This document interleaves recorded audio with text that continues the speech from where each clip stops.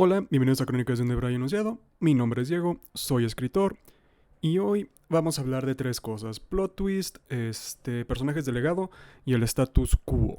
Si no mal, si no mal me acuerdo, nada más tengo que checar el título del stream. Les recuerdo, soy un profesional. Sí, a huevo, ¿qué es eso?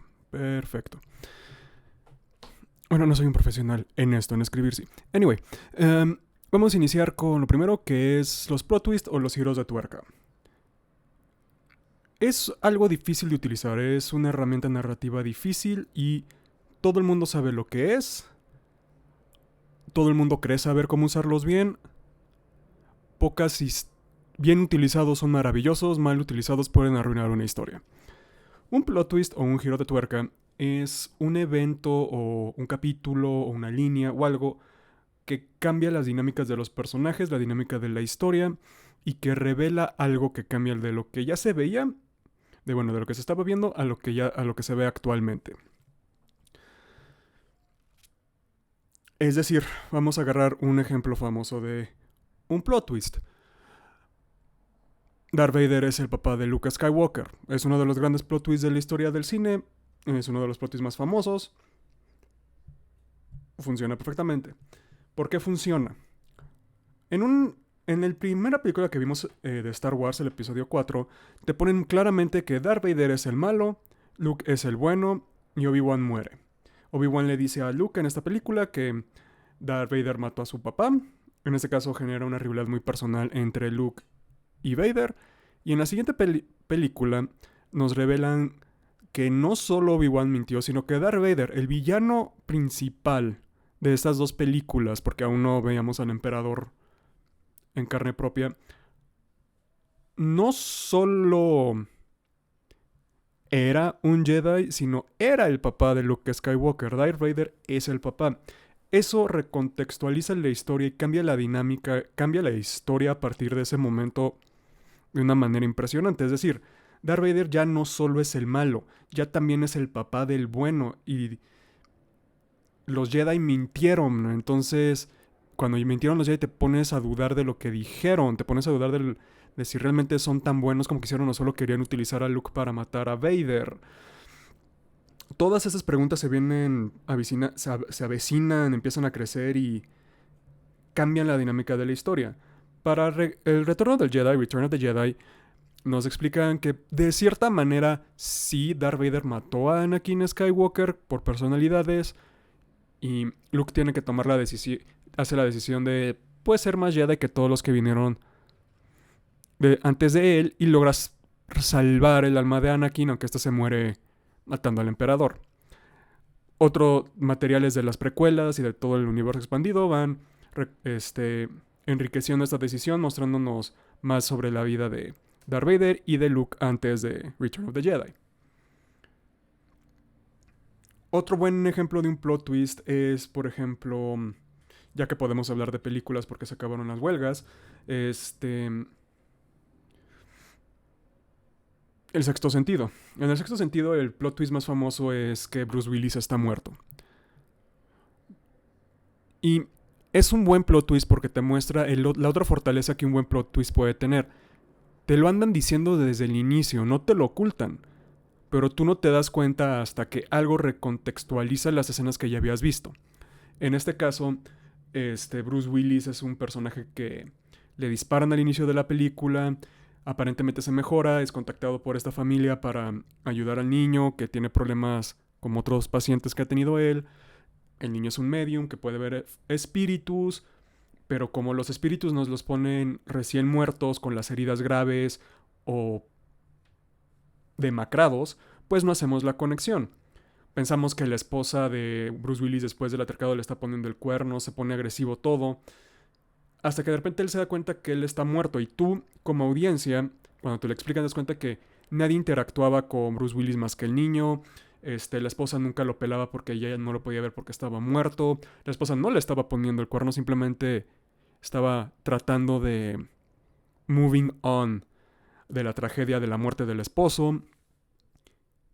Y cuando vuelves a ver la película con ese contexto, te empiezas a... te das cuenta o ves, en efecto, todo estaba ahí desde un inicio, cómo no interactúan con Bruce Willis, cómo nada de lo que te dijeron pre-plot twist contradice lo que es el plot twist. Y eso es uno de los grandes marcas de un buen giro de tuerca. Un mal giro de tuerca es no solo cuando confunde más la narrativa o no tiene sentido o traiciona a los personajes. Por ejemplo, en Game of Thrones, los escritores que no querían seguir, o sea, ya estaban hartos de Game of Thrones, ya querían hacer algo más, y pues decidieron aventarse la última temporada en chinga, pues, por pendejos. Te ponen,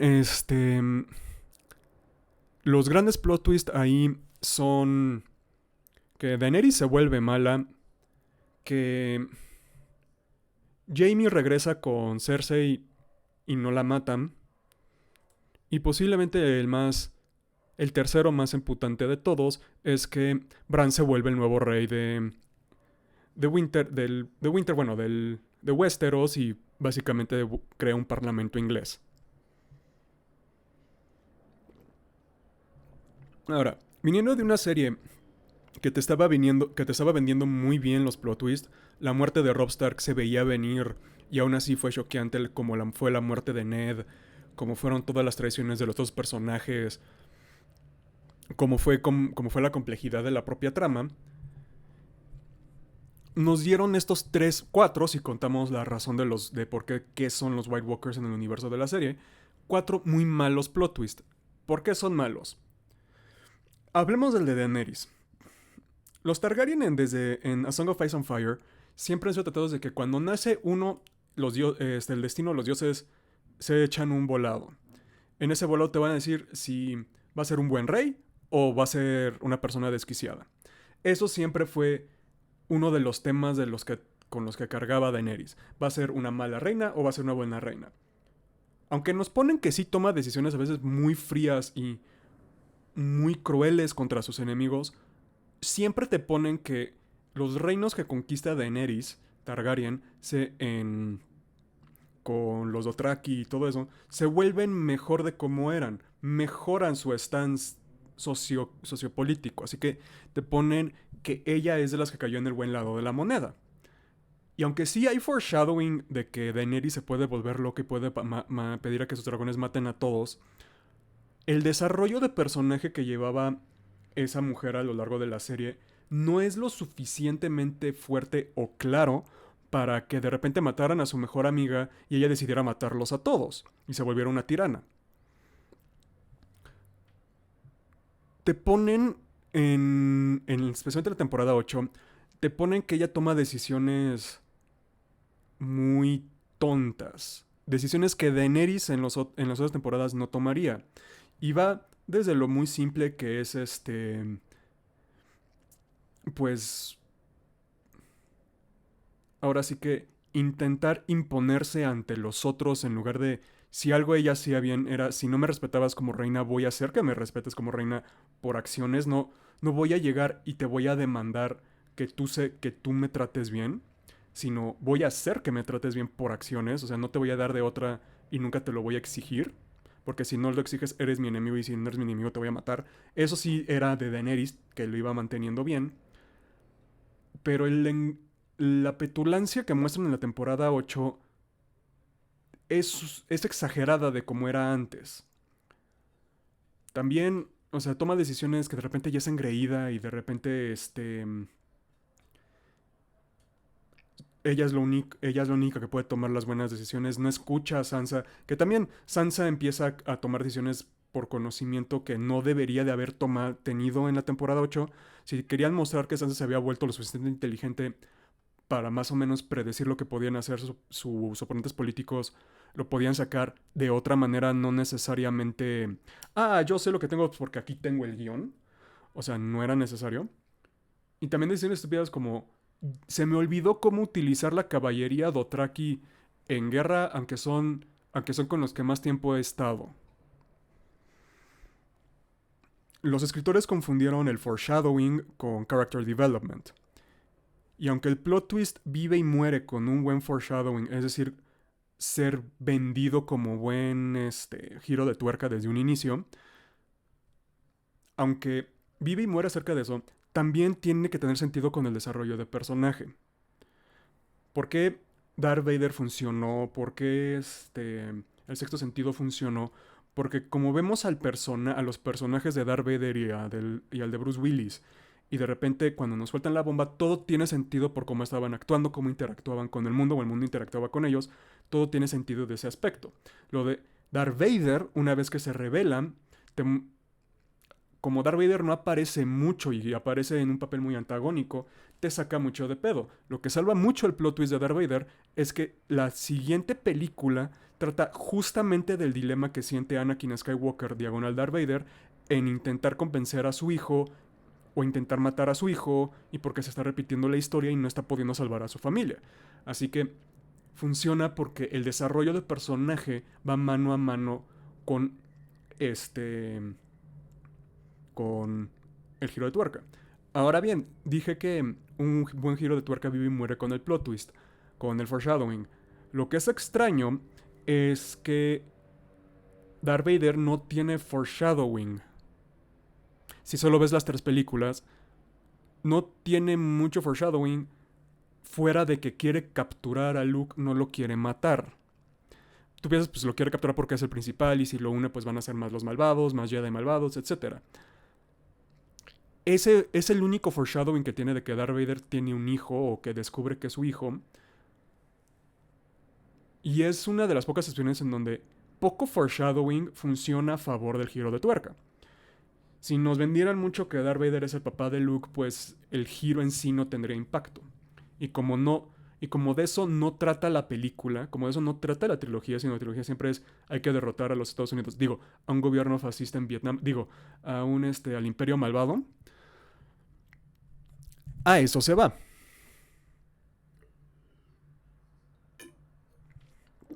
En el sexto sentido, la historia es el personaje de Bruce Willis con la relación del niño. Es el personaje de Bruce Willis moving on to the afterlife. Esa es la historia del sexto sentido. Y por eso el desarrollo del personaje es crucial. Y en Game of Thrones, como te vendieron mucho la idea principal de que Daenerys o iba a ser loca o iba a ser buena reina, y siempre están pendiendo de que no va a ser la mejor reina del mundo, pero va a ser Isabel la primera. Porque no se nos olvide que Game of Thrones es básicamente las guerras de las rosas en fantasía. Por eso no es un buen plot twist. Tampoco el de Jaime con Cersei, porque Jaime tenía un desarrollo de personaje de que él o Sansa o Arya iban a ser las que iban a matar a Cersei, lo cual iba a cerrar el arco narrativo de Jaime de siendo el esclavo, básicamente la chichincla sexual incestuosa de su hermana, iba a ser el que le iba a matar. Eso hubiera estado maravilloso. Y no funcionó de nuevo porque el foreshadowing no es vago como para vender eso. Y el desarrollo de personaje no va de la mano con eso. No funciona. ¿Cuál fue el otro del que me quejé? Ah, sí, el de Bran. Bran siempre fue un personaje que yo odié. Nunca me cayó bien Bran. Tenía el aspecto mágico de Westeros, que es lo más interesante del mundo, con el personaje menos interesante de toda la serie y toda la franquicia. Bran es un personaje aburridísimo, con poca agencia, y cuando empieza a tener su propia agencia, al final te quitan el tapete y resulta que no era para lo que te estaban vendiendo. Bran siempre tenía algo que ver con el Rey de la Noche. Siempre, él estaba conectado con esa parte del mundo, con poder cambiar de cuerpos, con aprender de eso. Te estaban vendiendo de eso. Nunca que él tenía que llegar a Westeros para volverse básicamente el primer ministro del continente. Eso no. Y el personaje nunca llevó a eso. Al personaje lo debieron de haber matado, pero eso son pláticas para otras circunstancias. Después, ¿qué viene? El de los Nightwalkers fue un plot twist. Hubiera funcionado con otro tipo de fuerza antagónica. Los White Walkers funcionaban porque eran misteriosos.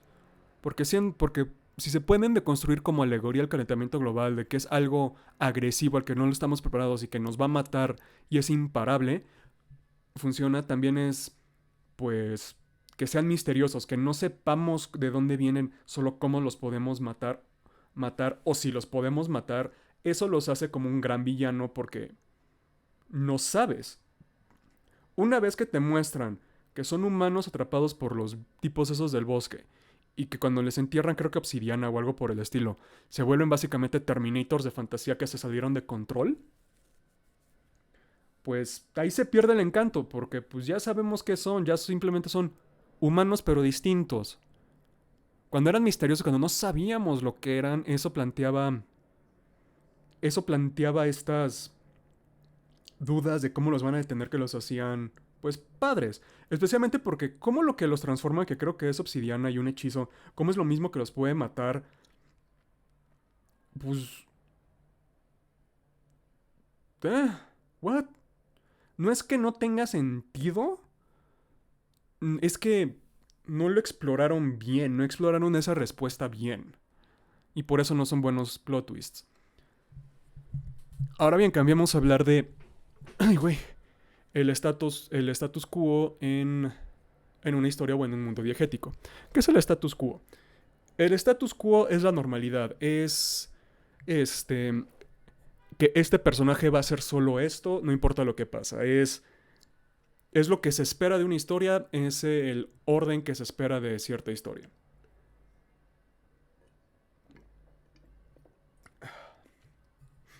El status quo es muy presente en cómics. Es posiblemente lo que más afecta que las historias de un cómic o que los personajes dentro de un cómic cambien a menos que sea algo que venda más que lo anterior. El status quo usualmente existe sobre todo por dinero, porque existe para que como es lo que la gente conoce, es lo que se puede vender, y si se puede vender, se puede, pues genera lana. ¿Cuándo el status quo es bueno y cuándo el status quo es malo? El status quo es bueno cuando en tu historia las decisiones que toman los personajes principales no cambian al mundo, no cuando simplemente son personajes que viven en el mundo. Por ejemplo, Blade Runner. Blade Runner de Ridley Scott es un gran ejemplo de que el status quo funciona muy bien como narrativamente. Porque es sci-fi, distópico y cyberpunkesco. Básicamente Blade Runner, la película, codificó mucho lo que es el cyberpunk actual. Y la historia de Deckard no cambia al mundo. Cambia a Deckard y a su percepción de los replicant, él siendo un replicant. Te lo van vendiendo mucho, pero creo que es obvio que es un replicant. Y o se enamora de una. No importa porque de eso no se trata la historia tanto. Pero no derrota ninguna de las corporaciones, no detiene nada, simplemente detiene un asesino, porque ese es su trabajo, que es un replicant, y resulta que él puede ser un replicant. El status quo es inafectado y la historia funciona perfectamente bien. ¿Por qué? Porque la historia es de personajes, no se trata del mundo. Cuando tu historia trata de cambiar al mundo, el status quo tiene que cambiar. Por eso es el enemigo. También por eso Harry Potter no funciona. Harry Potter, su final es como un pedo mojado cuando se ponen a pensarlo. Porque llegó este gran fascismo, este gran espíritu fascista que iba a controlar a los magos y que iba a matar a todos los muggles. Los iba a esclavizar. Eso te da pie a que Harry Potter, una vez que lo venza, termina viendo el mundo de los magos a los muggles, que se terminen uniendo. ¿Por qué? Porque él también es parte del mundo muggle, él también es parte de ese mundo. A mí me hubiera encantado que hubiera derrotado a Voldemort, no con magia, sino con ingenio muggle, pero también me hubiera encantado que te hubieran puesto por qué los muggles son tan peligrosos para los magos cuando los magos pueden hacerlo todo. Es muy mal world building el de Harry Potter. Moving on. ¿Por qué no funciona este keeping del status quo? Porque solo sirve para que Hogwarts, que termina siendo como los Illuminati, puedas vender tus cositas de Gryffindor, Hufflepuff, Slytherin y Ravenclaw. A fin de cuentas el mundo no cambia, simplemente eliminaron a una cosa mala por el siguiente que se venga. Y nunca te dan razones por qué. Cuando la historia involucraba el destino del mundo mágico, y si el mundo mágico está tan entrelazado con el mundo muggle, con el mundo humano, pues era natural que si uno cambiaba, el otro tenía que cambiar. Lo cual no sucede en Percy Jackson. Percy Jackson, por muchas de sus fallas, porque tiene fallas, Al final, Percy sí termina cambiando un poco porque les termina gritando a los dioses de, oigan, o sea, los hijos, como nos han manipulado, que los titanes, que todos, es por su culpa, porque ustedes nos abandonan y nos dejan con pinches plétoras de issues y nos dejan pues que solo les servimos si despertamos nuestros poderes de dioses o somos aceptados por uno de ustedes y pues nuestra vida es un infierno, así que básicamente sean mejores padres, no me chingan. Y sí cambia el status quo. Cuando aparece en Magnus, cuando aparecen los de los egipcios, te mencionan pues que el mundo, la relación entre los dioses y los mortales, o los semidioses, está cambiando. Que se va a tardar mucho, sí, pero que ya hay cierto cambio pues porque la batalla, la guerra en Manhattan, la guerra contra los titanes, Tártaro, Gaia, todos ellos, pues el mundo terminó conociéndolos, o sea, no puedes evitar eso. Y dije que eran los reyes o sí, que es muy importante en los cómics. Y sí, es lo que más ha afectado para peor a los cómics. Vamos a hablar de dos, Batman y Spider-Man. La última vez que el status quo de Batman cambió fue cuando a Dick Grayson, el primer Robin, permitieron que se independizara y se convirtiera en Nightwing. Fue el último gran cambio al status quo que tuvo Batman, si contar el daño que le hizo Christopher Nolan y Frank Miller a la figura de Bruno Díaz, pero eso es para otra plática. Fuera de eso, las historias de Batman han seguido lo mismo. Guasón es un némesis, Bruce es mal padre, aunque a veces te lo ponen como bueno, pero siempre va a terminar siendo mal padre, porque aparentemente es lo único que creen que vende. Va a tener un Robin, el Robin se va a independizar y se va a convertir en otro héroe, pero va a estar muy ligado con Bruce, porque el único que se puede independizar completamente es Dick Grayson. Ese ya es el status quo de Batman. Superman le cambiaron el status quo recientemente, relativamente recientemente, muy padre. ¿Por qué? Porque se dieron cuenta que no podían hacer edgy o oscuro a Superman porque no va con el ADN narrativo de Superman. Si lo haces edgy, lo haces malvado, pues lo haces a más débil, no es Superman, simplemente no compagina. Entonces, ¿qué hicieron para cambiar el status quo? Por fin le dieron un hijo de sangre, que no es clon tipo Connor, que también lo trató muy mal al inicio de este Clark Kent, no es una prima, no es nada, sino es literalmente su hijo con Lois Lane, John Kent. Y eso cambió la dinámica, cambió el status quo, porque ya Superman lo vemos en otro estado y es otro estado que le gustó al fandom. No han podido cambiar de eso, ¿por qué? Porque no han sacado una nueva idea que venda tanto como eso, y los cómics ya no toman riesgos. Punto. Cuando dije que nos estamos acercando a un nuevo modernismo es porque cada vez las historias se le están jugando más a la segura y cada vez eso apesta más. Y ahora con Spider-Man. Los últimos dos grandes cambios de Spider-Man al status quo fueron la aparición de Miles Morales y el Spider-Verse. Es más reciente. Miles Morales fue un breath of fresh air porque Peter es muy millennial. Peter es muy... Es básicamente, aunque fue creado en los 60, como personalidad Peter es el superhéroe más millennial. La economía no está a su favor. Él siempre está peleando con poder mantener una vida y trabajo. Es sobreexplotado, tiene ansiedades, tiene depresiones. Es un héroe millennial, Peter Parker. Miles es algo nuevo. Miles tiene una red social y un círculo social mucho más que le dan soporte a diferencia de Peter, que no se olvide que Peter inició a los 15 y se lo ocultó a su tía, se lo ocultó a su novia, se lo ocultó a todos porque pues era el único adolescente superhéroe cuando él salió. Y cuando aparece Miles, eso ya no es. ¿Por qué? Porque ya todo el mundo sabe de Spider-Man. Ya todo el mundo... Hay muchos héroes jóvenes, muchos héroes de legado. Un héroe de legado es los que heredan el título de un héroe anterior y se vuelven el mainstay como Wally de los Flashes, como cada nuevo Linterna Verde, todo eso. Miles hereda el título de Spider-Man y lo que hace la diferencia... Y voy a hablar de la versión de PlayStation, de Insomniac, porque son las mejores representaciones de los personajes que aunque respetan el status quo, lo cambian. Miles, su mejor amigo sabe que es Spider-Man sin que sin que el mejor amigo se vuelva el Duende Verde Jr. Muchos héroes saben quién es Spider-Man desde un inicio, lo cual le dan mejor capacidad para ser mentores de él. Este, en la historia de PlayStation, Peter no permite que Miles caiga en las mismas trampas que cayó él, lo cual le da más seguridad, más confianza en sí mismo, y en su propio juego le permite decir a su mamá, oye, yo soy Spider-Man, a su comunidad, oigan, yo soy Spider-Man, y eso genera una red protectora sobre Miles que permite que no caiga con los mismos problemas que tuvo Peter Parker, haciéndolo a los dos personajes distintos, muy buenos y muy diferentes entre sí. El segundo fue el Spider-Verse, cuando resultó que Spider-Man es el primer superhéroe que encuentra otras versiones de sí mismo u otras arañas en el multiverso y que se enfrentan a un problema que afecta a todos. En los cómics son los Inheritors y en la película es el experimento de Kingpin. Y luego The Spot y un poco en los problemas psicológicos de Miguel O'Hara.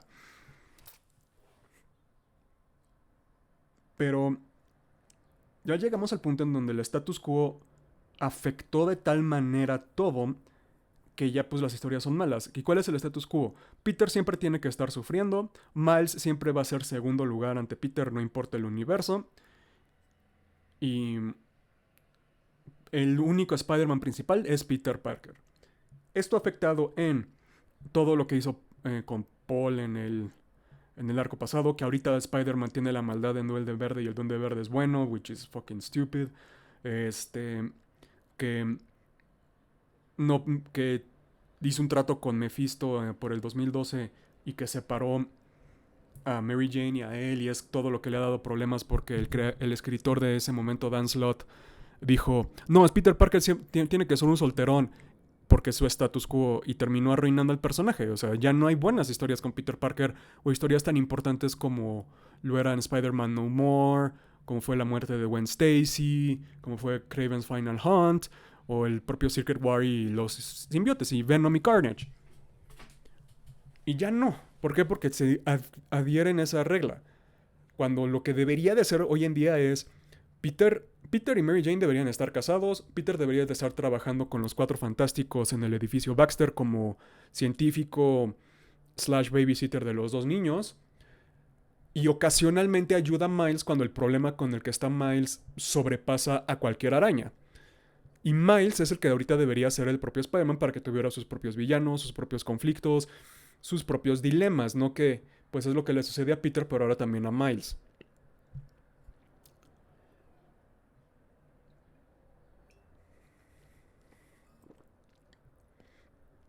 Así que en conclusión, el status quo en una historia funciona cuando la historia no tiene que ver con cambiar al mundo, cuando la historia es de personajes dentro del mundo y cómo cambian los personajes. Funciona porque el status quo es algo tan grande que ese personaje no lo puede cambiar. SCP Foundation, Magnus Archives, el propio Blade Runner. Es muy en sci-fi eso. Cuando estás cambiando al mundo, cuando el villano está preocupando con el mundo de la ciudad y lo detienes y lo derrotas y es como, oh Dios mío, tenemos que salvar a todo el mundo del gran imperio malvado. Cuando derrotas al imperio malvado, el status quo tiene que cambiar. Porque si lo regresas a como estaba, simplemente estás diciendo que todo lo que pasó anteriormente no funcionó. Valió pa' pura madre. Y perdón, pero ningún escritor quiere hacer eso. Los estudios, in the other hand. Y luego tenemos el tercero del que quería hablar, también en un stream cortito aparentemente hoy en día, que es un personaje delegado. Ya medio lo tocamos con Spider-Man, con Wally Wells y todo, pero un personaje delegado es el que, como dije, el que hereda el título, el que hereda la responsabilidad. Hay casos muy directos como Batman del futuro, Terry McGinnis, como Miles Morales, Peter Parker con Spider-Man, como los Flashes. Simplemente es algo que les permite hacer una nueva toma de un personaje sin cambiar el título del personaje. Pero eso no es todo. También hay personajes de legado mucho más interesantes. También hay personajes de legado en donde la obra es un sucesor espiritual a otra. Por ejemplo, cuando, no sé, El Señor de los Anillos y el Hobbit, Frodo y Bilbo. Frodo es el personaje delegado de Bilbo Bolsón, de Bilbo Baggins. Bilbo Baggins es su historia que se va a salvar, que se lleva en una aventura a través del mundo para salvar a un reino y termina salvando mucho más, con grandes costos personales y termina con un anillo mágico. Él se vuelve el portador del anillo al final del Hobbit. En El Señor de los Anillos, Frodo, al similar que su tío, es un tipo huevón al que le gusta la parranda, que tiene cierto dejo por la aventura, pero prefiere la vida tranquila de la comarca. Se va a esta ciudad para salvar. Se va a esta gran aventura a través del mundo para salvar al mundo. La diferencia es que cómo tratan los dos su relación con el anillo. Y Frodo es el legado de Bilbo. Bilbo se quedó con el anillo. Bilbo, su aventura fue mucho más pequeña. Bilbo mató un dragón. Bilbo se volvió millonario. Todo lo que quieras. Frodo sufre más. Frodo, aunque es el siguiente portador del anillo, es el legado de Bilbo. Es el que entiende lo que significa ese anillo porque se lo dicen desde un inicio. Es el que entiende la gravedad de destruir ese anillo. Es el que sufre intentando destruir ese anillo. Y no se lo queda.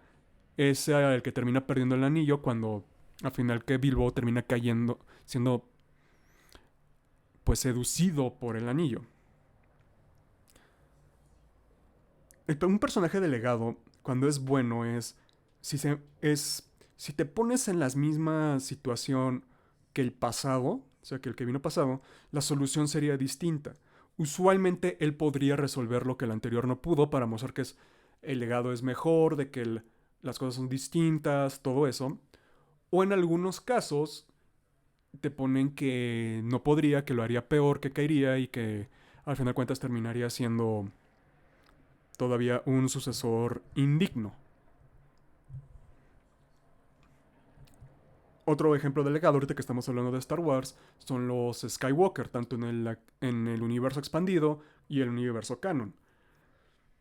Tenemos al primer Skywalker, Anakin Skywalker, que es el usuario más poderoso que ha tenido la fuerza ever. Termina cayendo, termina perdiendo como 20% de su capacidad normal y apenas funciona el 80% de lo que debió de haber sido. Y se vuelve malo. Luego tenemos a su hijo, al nuevo Skywalker, al nuevo Chosen One, Luke. Luke, igual que su papá, viene de Tatooine, aunque no es un esclavo, diferencia importante, y termina reivindicando a los Jedi, revitalizándolos, termina derrotando al imperio que su papá ayudó a crear, y no cae. Supera la tentación de caer de su abuelo, de su papá, perdón. Y se vuelve una mejor versión de Anakin. En los cómics, cada Skywalker caía y se reivindicaba, caía y se reivindicaba. Y mientras existía Luke, caía, Luke le partía el hocico y luego o se moría a manos de otra, usualmente el caso de su familia, porque a Star Wars le encanta el melodrama, o no caía y simplemente cortaba su conexión con la fuerza y tenía que aprender que como es un Skywalker, él tiene cierta responsabilidad ante la galaxia, como Kate, etc. Bla, bla, bla.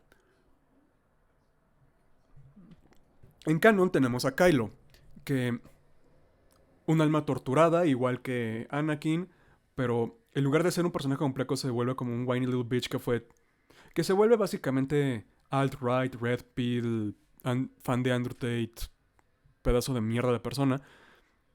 Y lo que hubiera sido interesante es que él sí se hubiera sido malvado hasta el final. O sea, completamente malvado y se hubiera vuelto hasta un Sith en la última película.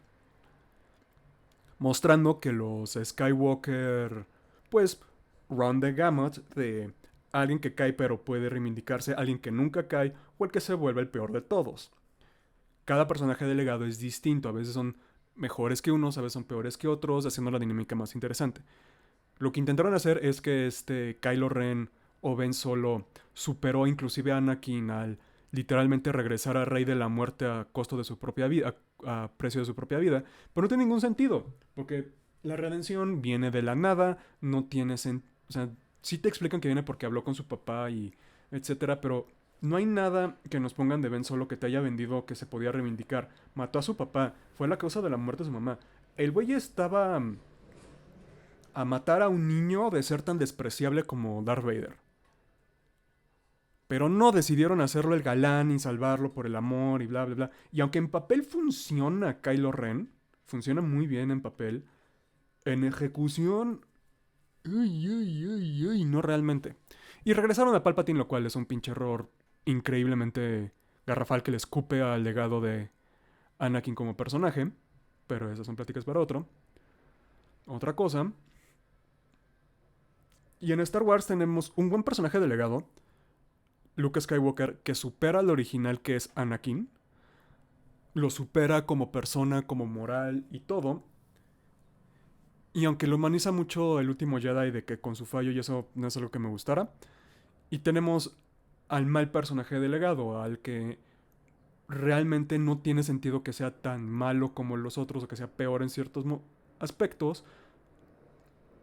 Y no se siente legado. O sea, Ben Solo no se siente como una Skywalker, no se siente como alguien que esté cargando con este legado, sino simplemente necesitamos un nuevo Darth Vader. Pon este güey. Yay. Esa secuela, cómo tenía potencial y cómo la arruinaron. Ugh. Y sí, son los tres temas de los que quería hablar hoy. Rapidín, rapidín, rapidín.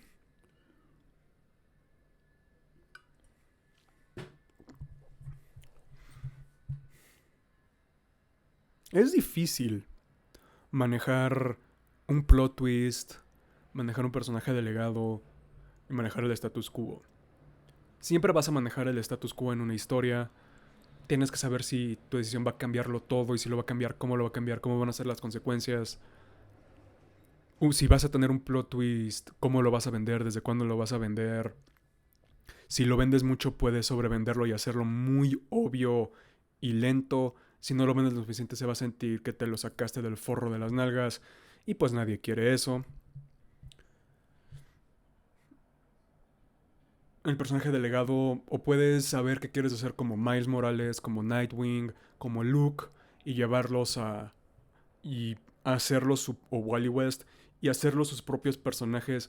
Y en ciertos momentos, dependiendo de la generación, más icónicos que el propio. Que el original.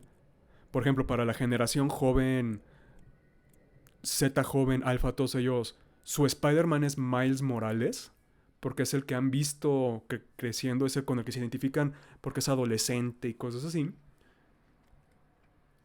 Y para muchos que nosotros, nuestros linterna verde es Jon Stewart o, o Kyle Rayner, iba a decir Kyle Rayner, y y nuestros Flash es Wally West, no Barry Allen. Todo depende cómo lo hagas. Y es difícil manejar el legado de un personaje, especialmente cuando tu personaje es muy grande y muy popular. ¿Cómo puedes competir eso? ¿Cómo puedes separarte de eso mientras lo respetas? Y aunque nos mama criticar, nos encanta criticar, siempre hay que tener en cuenta que a veces las decisiones que se toman no se toman por creatividad en estas cosas, se toman por negocio. Y una vez que eso se tiene en mente, pues cambia un poco el approach que tenemos que tener con todo esto. O sea, si esto fue cuestiones de negocio, sí no me gustó, pero hay que entender que no es por la creatividad, porque si todos nos podemos dar cuenta de que algo es una mala idea narrativamente, usualmente los escritores o los que crean eso también lo saben, pero a veces o deciden hacerlo de todas maneras porque por negocio, por un riesgo, o porque la propiedad es me lo pones y me lo tienes que hacer funcionar. Es complicado esto de ser artista. Dice uno que sigue peleándose con concursos y con poder publicar, así que es difícil ser artista en este pinche mundo. Pero bueno, esto fueron Crónicas de un Debray anunciado. Yo soy Diego, soy escritor. Nos vemos el jueves para hablar de no sé qué sé yo. Tomen agüita y sean buena gente.